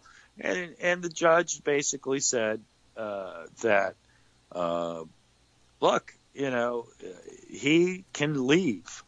He's not being detained. So that argument went nowhere with her. She's like, what? Common sense says he went there voluntarily and he can leave voluntarily. Of course, he's subject to an arrest warrant if he walks out. And then he can answer to the charge before British courts of bail jumping. The problem is, of course, he did jump bail, so he's guilty. Yeah, well, that's trouble. Now, he could say it's justified because, I don't want to be extradited to the United States. But under British law, that's not a reason to bail jump either. The Brits can't say they have an extradition treaty with the United States. So they can say, well, that's part of British law too. So as a matter of British law, it doesn't go anywhere. Now, if they want to say, okay, in fact, the vacating of the arrest warrant really wouldn't impact that anyway, because if he is subject to an extradition request by the United States, British is bound by the extradition treaty with the United States to, in fact, extradite him to the United States. So even vacating this arrest warrant wouldn't get it done at all. And in that sense, they wanted more. And this was what was intriguing. They were complaining that British agents of law enforcement were surveilling the Ecuadorian embassy to see if he left, as they had been doing for many years. Ostensibly at this time was to get him for bail jumping, which it is overkill. He's certainly getting a treatment that any other bail jumper almost certainly doesn't get. Right. Just as a background, in the United States, if you jump bail, the bondsmen are really sort of the private agent that goes and gets you because they lose money. Right. If you don't show up for court. So reality shows about that. Yes, there are. Dog the Bounty Hunter, for one, and others. But over there, they appear to be government agents who were doing the surveilling, and arguably it related to some. At one point, it related to the Swedish extradition request. Now that's over. What's the reason for it? I don't know. I guess they just don't want him to sneak out of the country for political reasons, and that. But that's just not a legal argument. You can't tell the government how it should enforce its laws in that sense. So, again, at the end of the day, this was a sideshow. It failed. and now we get 7 more years of Assange in the Ecuadorian embassy, and the poor Ecuadorians have to put up with it because at the end of the day, I can imagine they're tired of it too. I don't know. I imagine so. That it's that convenient to have some guy living in your embassy. Probably not. But we are coming up on our break, about 10 seconds away. I'm sorry. We're about 10 seconds away. So we'll see if we can continue with this or any other subject on the other side of the break, or you may have to run. Hi, everybody. It's me, David. Let's change things up from the old fundraising pitch for just a minute and talk instead about how you can be a part of our show. If you've got a smartphone or any other electronic recording device, why not sit down and record a segment for us? Read us an important article and give us your take. Read one of your own original essays, or even just give us your commentary on something you'd like to share that's important to you. Then send the file to me at kagrox@gmail.com, and I'll try and work it into the show. Short segments, a few minutes in length, are easiest to fit in. And of course, I can't always guarantee that I'll be able to play everything, but if you've ever shouted at your radio or TV about something you wish was being covered, here's your chance to change that. Make the show your own. Send your submissions to me at kagrox@gmail.com.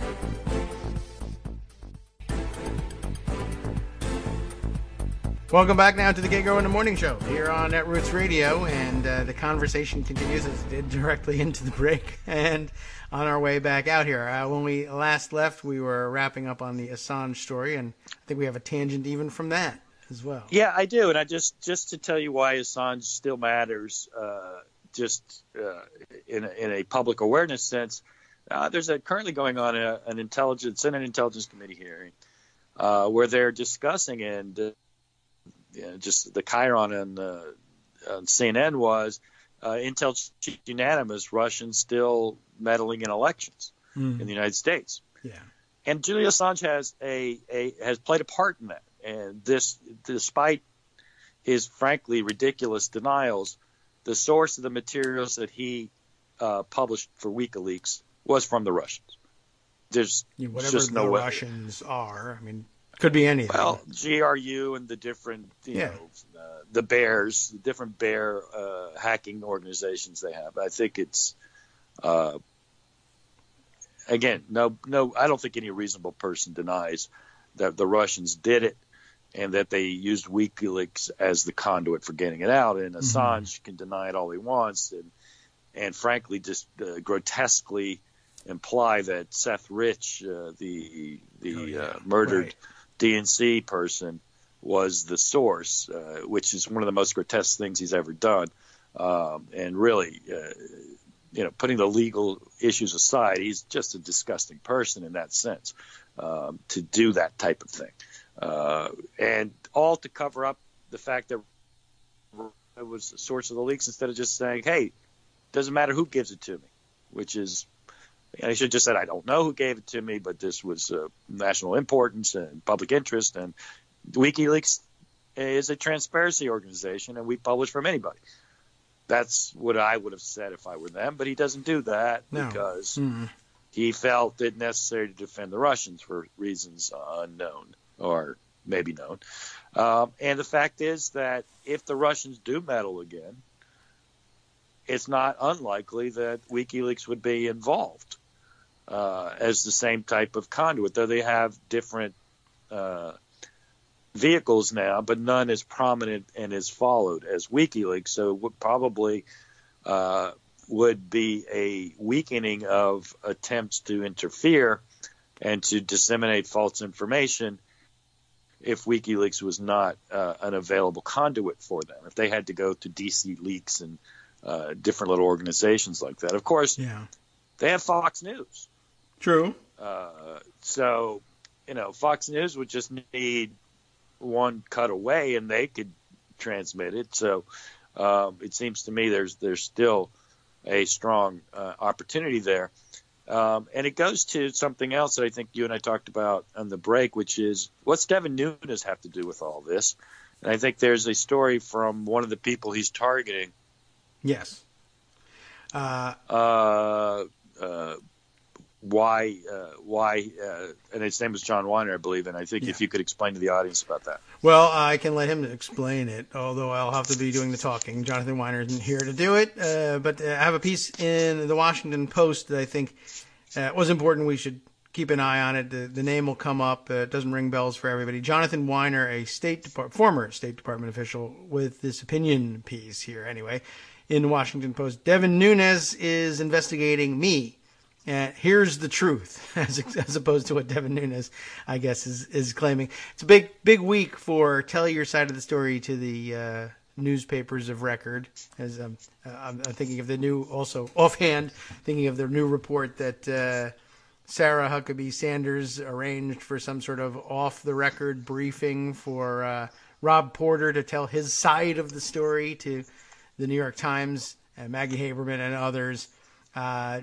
During the period in which John Kelly now is insisting, that was part of the 40 minutes after which I heard about the allegations and fired him. But we were arranging off-the-record briefings to defend him at the same time, so it's a little weird.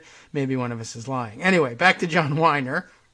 Weiner is described at the top of the piece as a Washington lawyer and consultant, currently, a former U.S. Deputy Assistant Secretary of State for International Law Enforcement, and a former Special Envoy for Libya.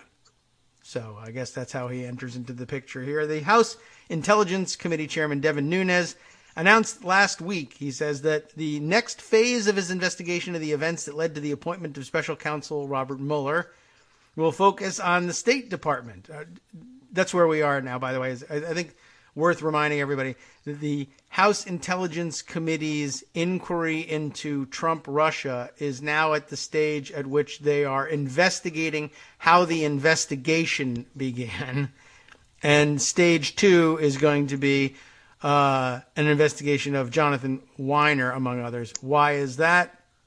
Well, his apparent area of interest is in that is Weiner's relationship with former British intelligence professional Christopher Steele, and my role in material that Steele ultimately shared with the FBI.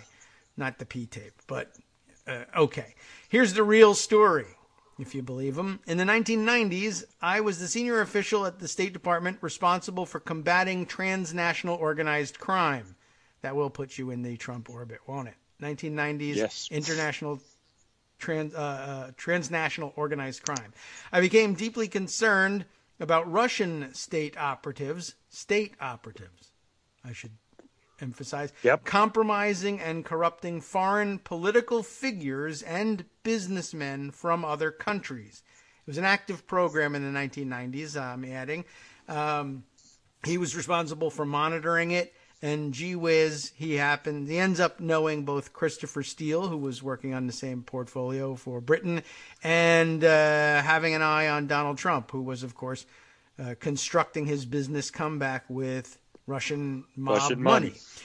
Yep. So their modus operandi, these Russian state operatives, was, you'll never believe it, sexual entrapment and entrapment in too good to be true business deals. Does that remind you of anybody? It reminds me of a sale of an estate in Palm Beach for $98 million. Right, yes, among other things. After 1999, I left the State Department and developed a legal and consulting practice that often involved Russian matters. Makes sense. In 2009, I met and became friends with Steele, who was, of course, in the business of spying on and monitoring the activities of Russia, among other things. Met Steele after he retired from British government service, focusing on Russia. Steele was providing business intelligence on the same kinds of issues I worked on at the time. In other words, both monitored transnational crime, a lot of which was dominated by Russians and Russian state operatives. They both retired from those jobs and went into consulting on that very same subject. And coincidence of coincidences, they happen to have met because they both speak English and monitor the same people at the same level.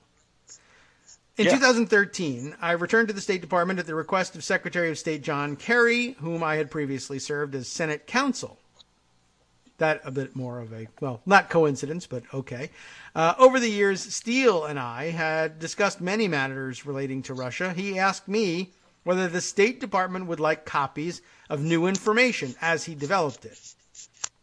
I contacted, another name that comes up in the map here, Victoria Nuland, a career diplomat who was then Assistant Secretary of State for European and Eurasian Affairs, and shared with her several of Steele's reports. She told me they were useful and asked me to continue to send them. Simple enough, right? Okay. Over the next 2 years, I shared more than 100 of Steele's reports with the Russia experts at the State Department, who continued to find them useful.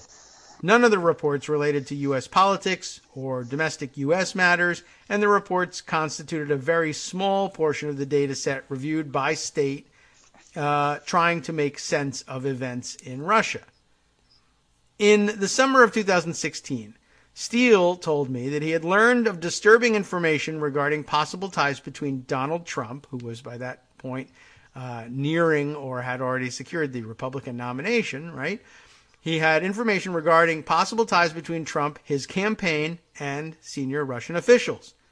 He did not provide details, but made clear the information involved active measures, a Soviet intelligence term for propaganda and related activities to influence events in other countries. Now we're on to the subject of the Senate hearing. In September of 2016, Steele and I met in Washington and discussed the information now known as the dossier. Steele's sources suggested that the Kremlin not only had been behind the hacking of the DNC and the Hillary Clinton campaign, but also had compromised Trump and developed ties with his associates and campaign. I was allowed to review, but not keep, a copy of these reports to enable me to alert the State Department. I prepared a 2-page summary and shared it with Nuland, who indicated that, like me, she felt that the Secretary of State needed to be made aware of this material. In late September, I spoke with an old friend. The old friend is Sidney Blumenthal. Okay. Now we know why all the conspiracy antenna pop up. Okay, so he speaks with Sidney Blumenthal, whom I met 30 years ago when I was investigating the Iran-Contra affair for then Senator Kerry, and Blumenthal was a reporter at the Post. At the time, Russian hacking was at the front and center of the 2016 presidential campaign. That is, at the time he speaks with Blumenthal in September. The emails of Blumenthal, who had a long association with Bill and Hillary Clinton, had been hacked in 2013. Did we realize this? Through a Russian server. Yes, we knew that Sidney Blumenthal's emails had been hacked. And now we know, and I think we've known for some time, that it was through a Russian server, which, could be Macedonians working through a Russian server, but okay. While talking about that hacking, Blumenthal Guccifer. and I... I believe it was Guccifer. Guccifer. While talking about the hacking, Blumenthal and I discussed Steele's reports. He showed me notes gathered by a journalist I did not know, Cody Shearer, that alleged the Russians had compromising information on Trump of a sexual and financial nature. P-tape and others, I assume. What struck me was how some of the material echoed Steele's, but appeared to involve different sources. In other words, everybody knows he made a P-tape. On my own, well, that's basically what they're saying. If not the P-tape, then certainly the financial transactions, because that was widely known. He puts out press releases. His kids tell everybody the money's coming from Russia.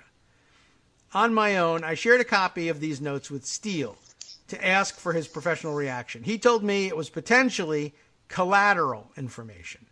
I asked him what that meant, and he said it was similar but separate from the information he had gathered from his sources.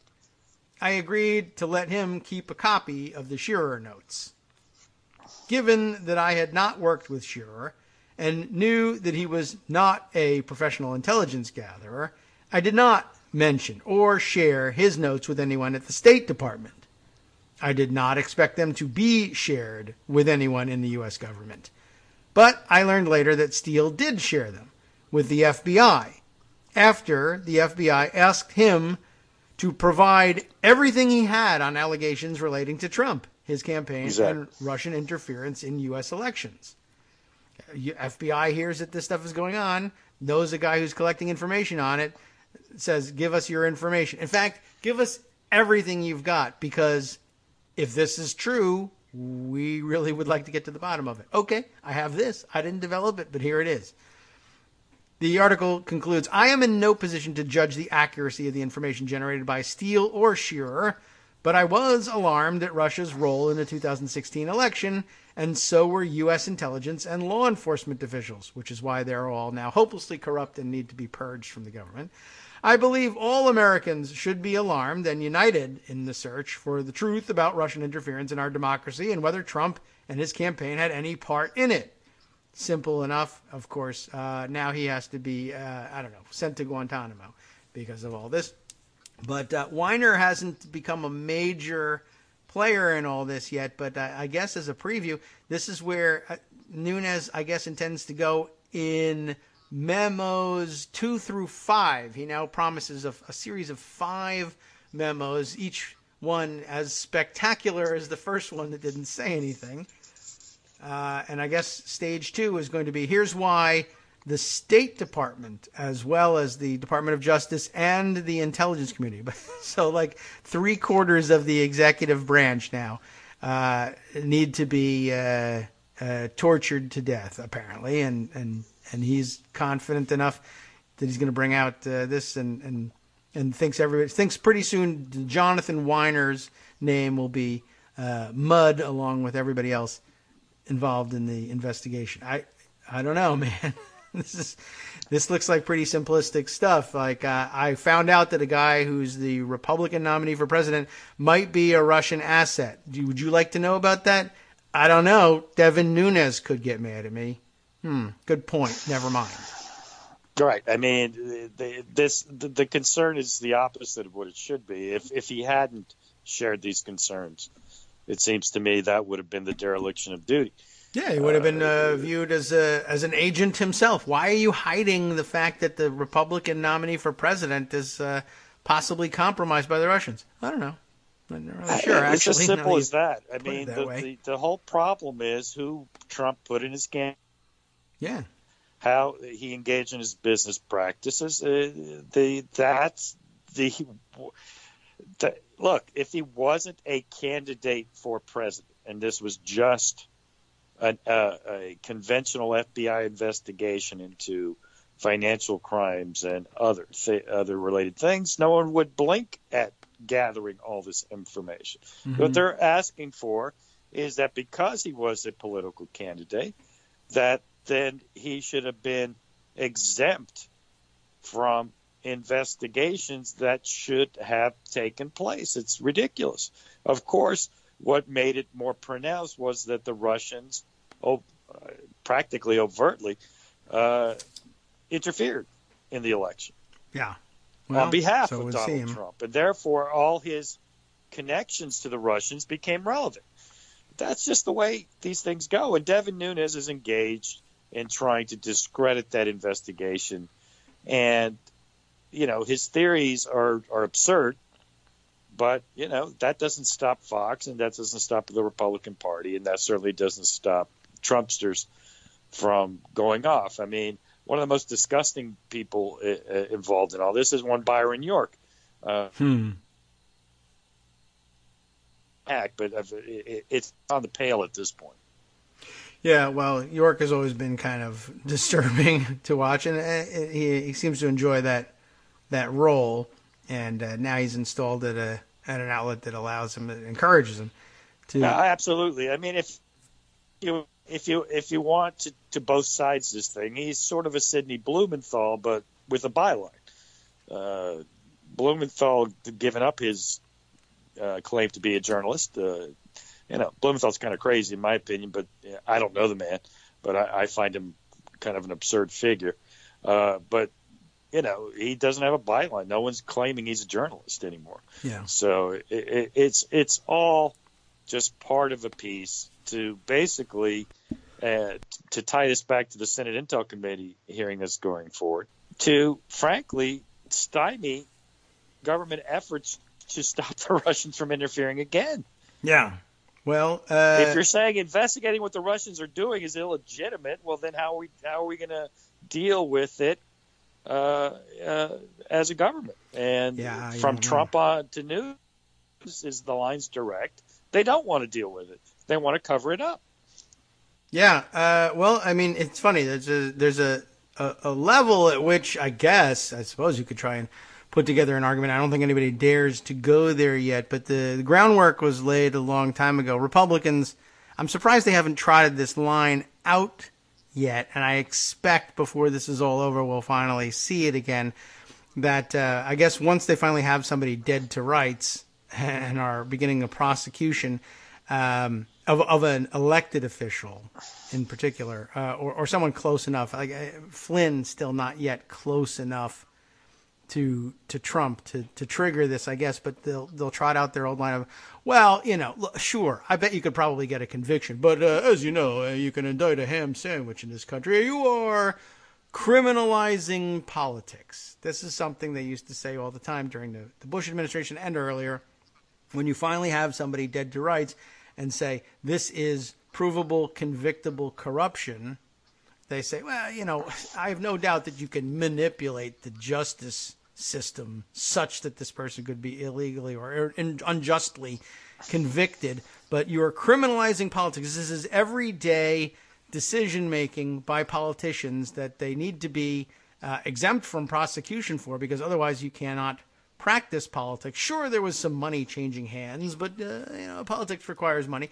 I guess there's a level at which they could be saying, look, if the president of the United States, as chief diplomat, as chief everything, and king of the unified executive, decides that it's in the best interest of the United States of America to enter into overt political union with the Russian Federation and unify the two under a single government, a single world government, that's a legitimate theory of approach to governance, and though it may be unpopular, that is simply his opinion, it's his policy direction, and he needs to be free to pursue it.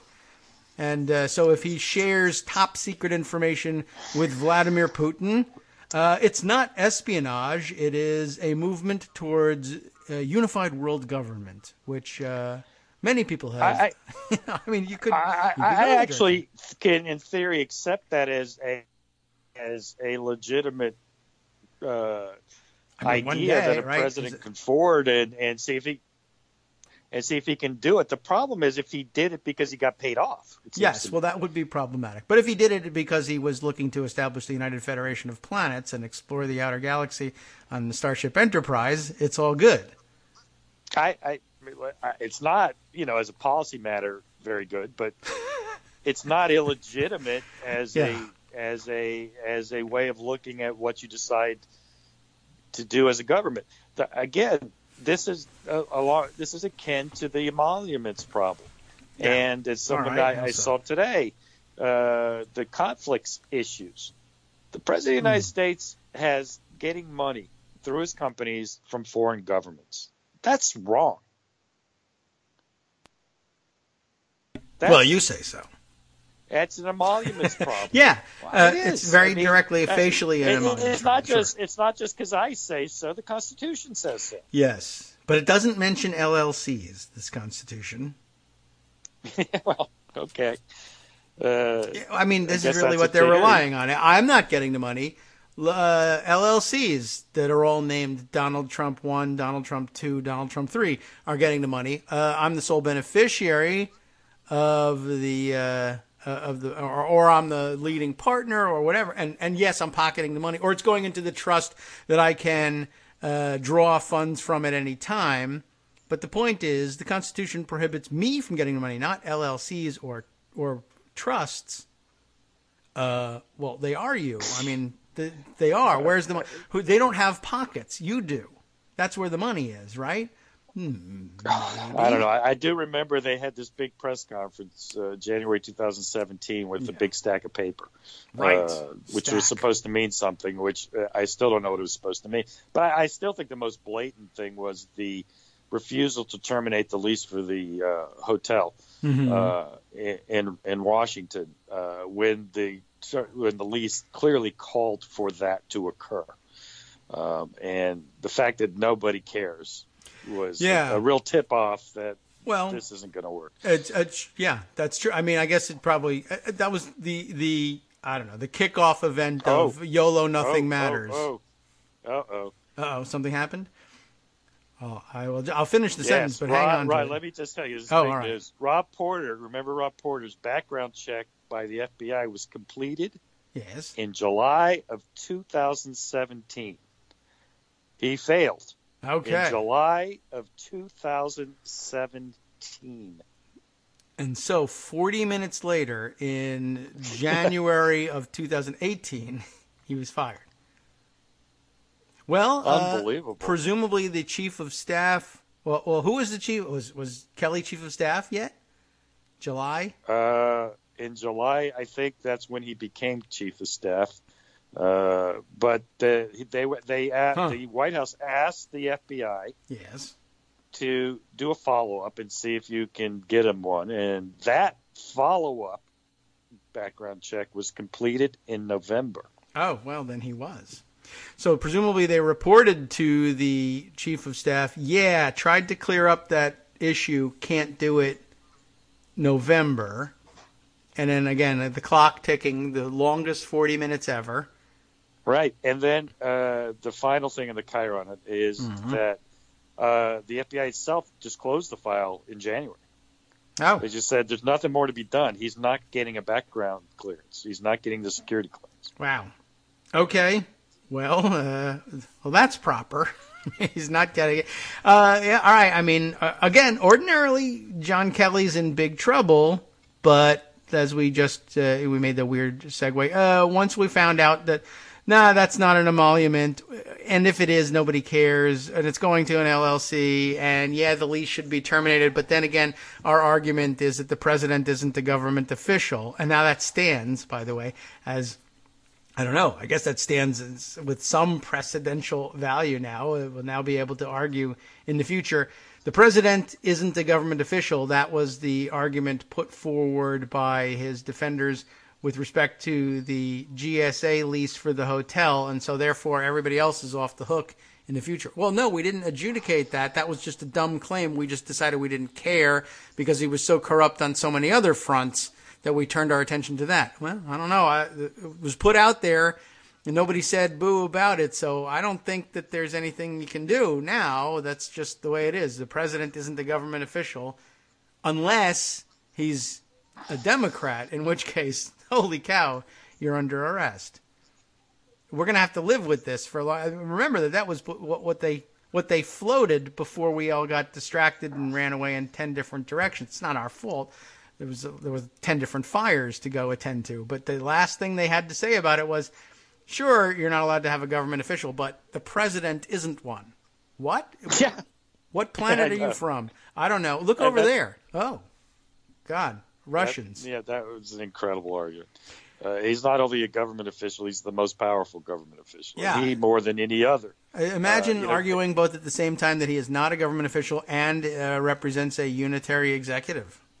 Can I also just point out Yes. that this Trump can get any money he wants from any foreign source he wants, basically makes the uranium one thing just completely ridiculous, because then, okay, let's suppose Hillary Clinton got paid off to sell uranium.